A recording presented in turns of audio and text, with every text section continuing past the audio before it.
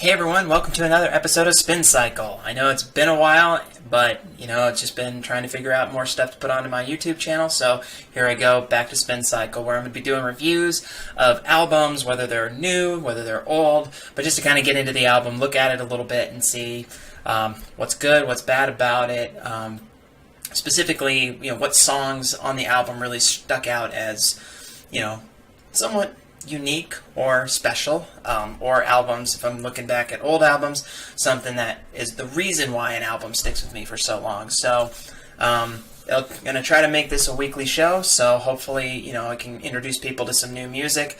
Again, a lot of stuff I'm doing is going to be rock and metal, just because that's where my head's at, but that doesn't mean I won't throw in some stuff in there that might be for a broader audience that people are going to like. Today's is not going to be that album. Today I'm going to be talking about the latest album from Otep called Generation Doom. Came out on April 15th of this year, 2016, and it was kind of a surprise, but I'll get to that in a sec.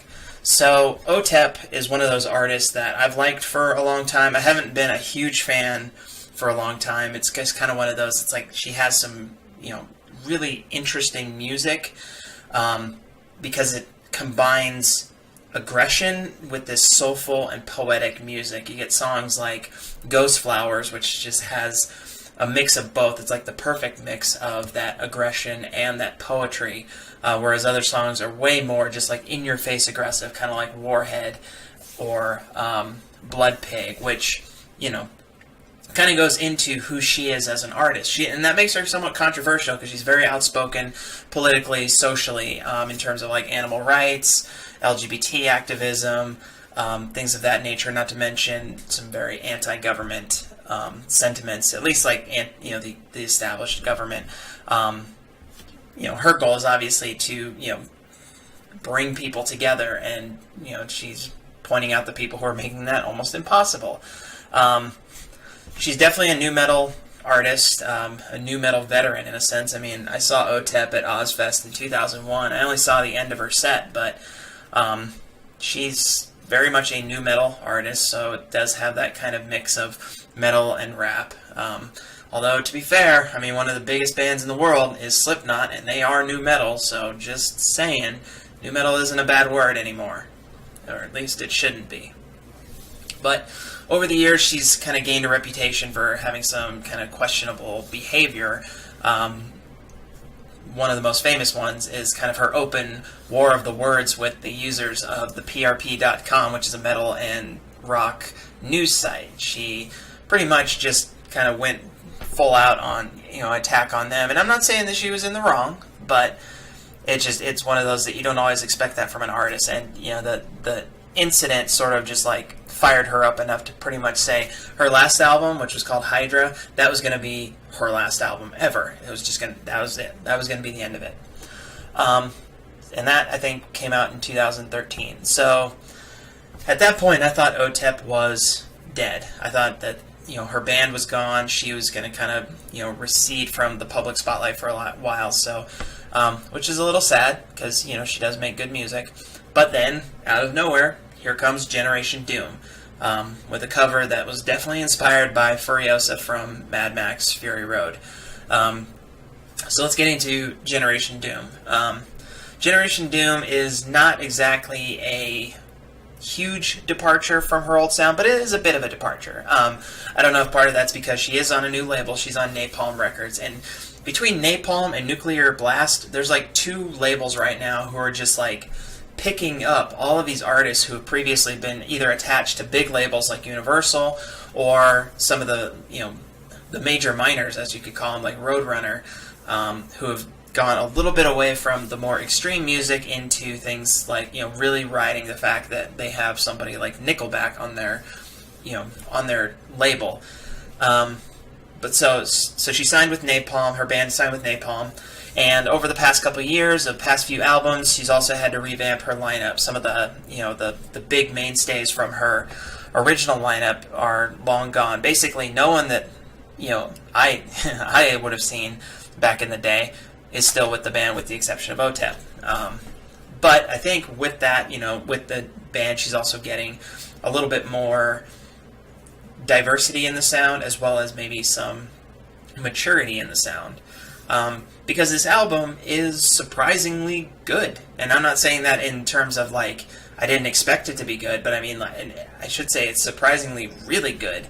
As a really solid and cohesive album. It's not just a collection of just angry songs. It's not a collection of songs that don't really fit together. If anything, it's a really diverse album, much that she's brought to her other releases, but it's focused. It's very focused. It's not scattered, which shows that kind of artistic maturity and doesn't really have that same sound that you would expect from the Otep of 2013, who was, getting into comment wars on the internet.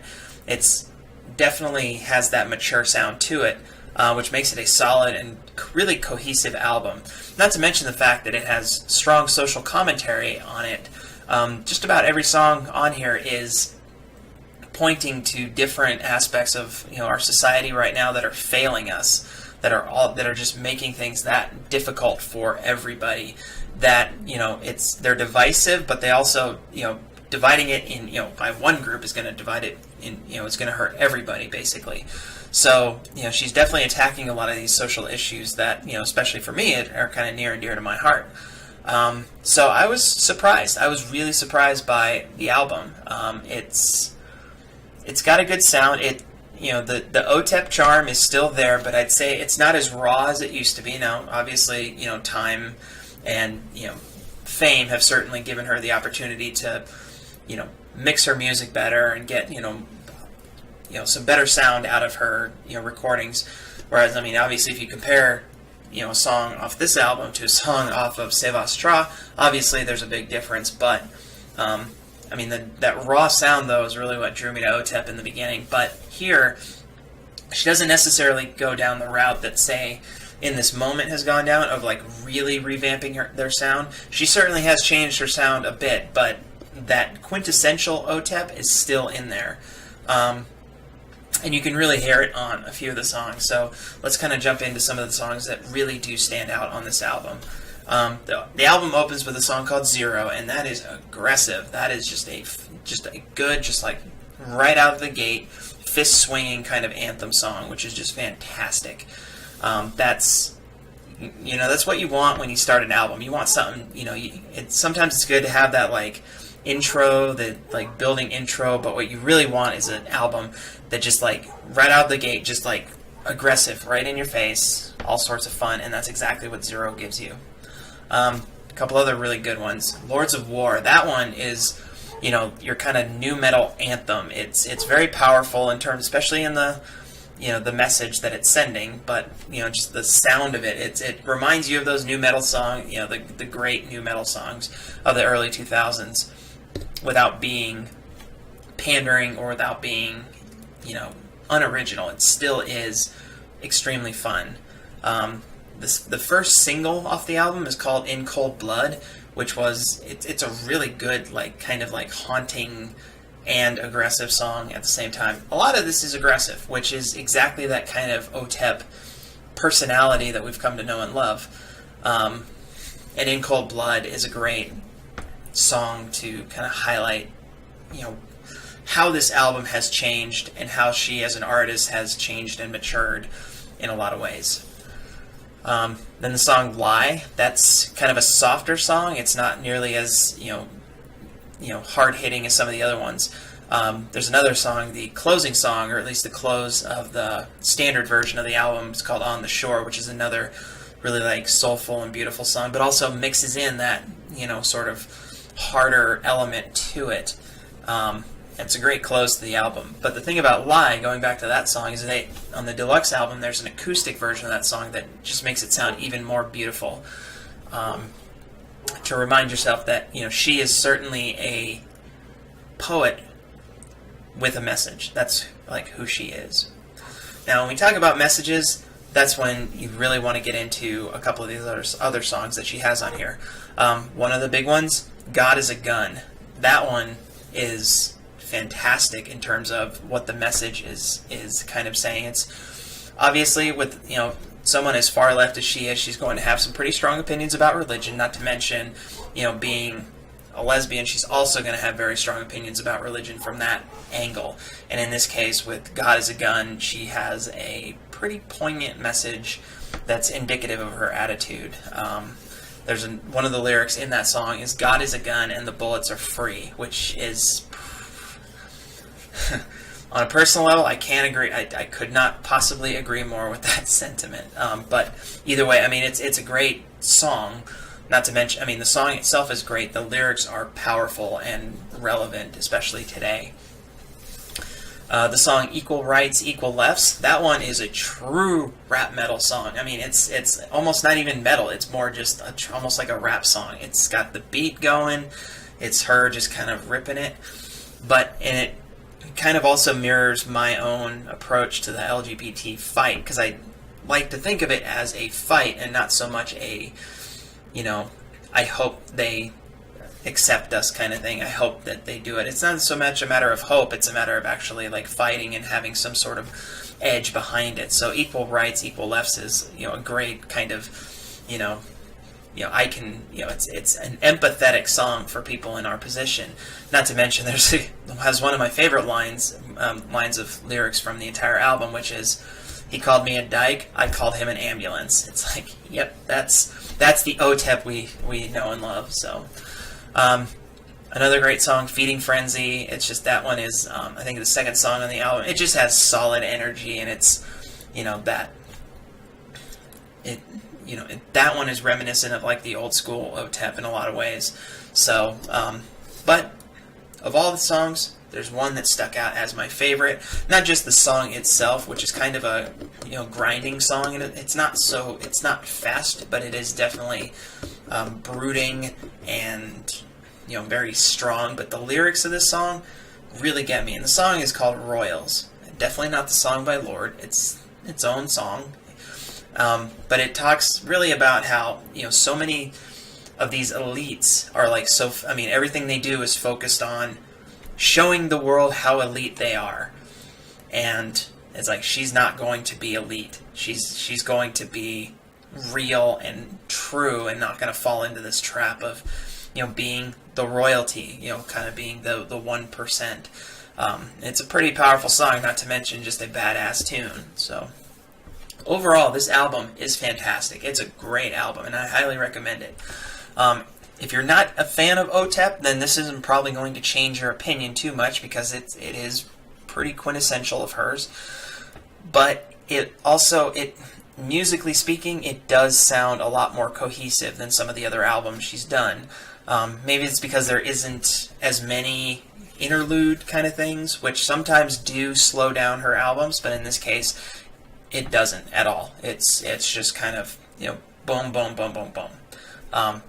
Great album, though. I definitely recommend it. So, that's my look at Otep's Generation Doom. If you have heard it, please let me know in the comments. Let me know what you think, your opinion of it, if you liked it, if you didn't like it.